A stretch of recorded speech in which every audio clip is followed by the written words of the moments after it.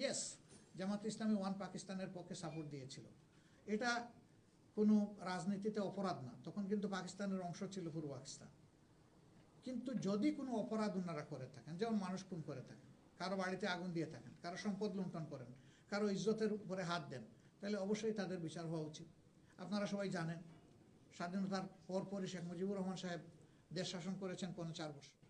সেখানে 42,000 মামলা হয়েছিল, কিন্তু যাদেরকে ওয়ার ক্রাইম ট্রাইব্যুনালের নামে বিচার করা হয়েছে তাদের কারোর তো নাম ছিল না, একমাত্র ইউসুফ সাহেবের নাম ছিল। সেই শেখ মুজিব সাহেব জীবিত থাকা অবস্থায় তিনি মামলা থেকে খালাস পেয়েছেন, বাকি কারো কোনো নামই ছিল না, কোথায় একটা জিডি এন্ট্রি পর্যন্ত ছিল না। তাহলে 42 বছর পরে এই মামলার গ্রাউন্ড কিভাবে তৈরি হলো? এত মামলা হলো, তাদের কারো কোনো নাম নাই, জিডি এন্ট্রি নাই, 42 বছর পরে এটা কেন? এটার মূল কারণ হলো 2001 থেকে 6 জামাত ইসলামী প্রথমবারের মতো বাংলাদেশে শাসন ক্ষমতার একটা ছোট্ট অংশীদার ছিল। 2 জন মিনিস্টার 3টা মন্ত্রণালয়ে সার্ভ করেছিলেন। তাদের এই সার্ভিস ছিল সন্তোষজনক এবং fair, free of any source of corruption. সেই মন্ত্রণালয়ে 3টা তন্ন করে তাদের দায়িত্ব পালনকালীন সময়ের কোনো ইরেগুলারিটিস কেউ আবিষ্কার করতে পারেনি।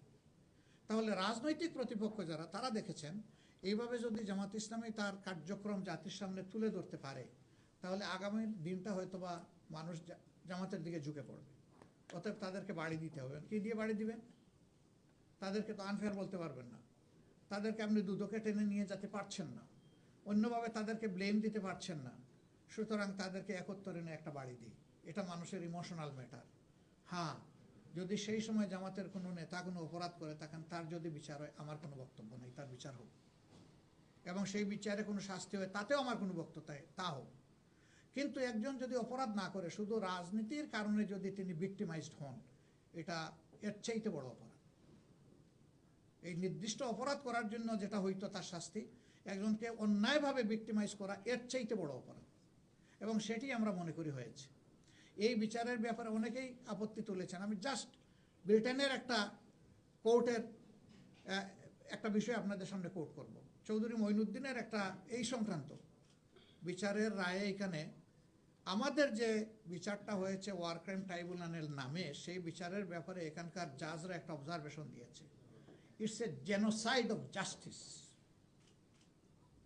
এই বিচারের মাধ্যমে বিচারকে হত্যা করা হয়েছে, বিচারের গণহত্যা এটা হয়েছে।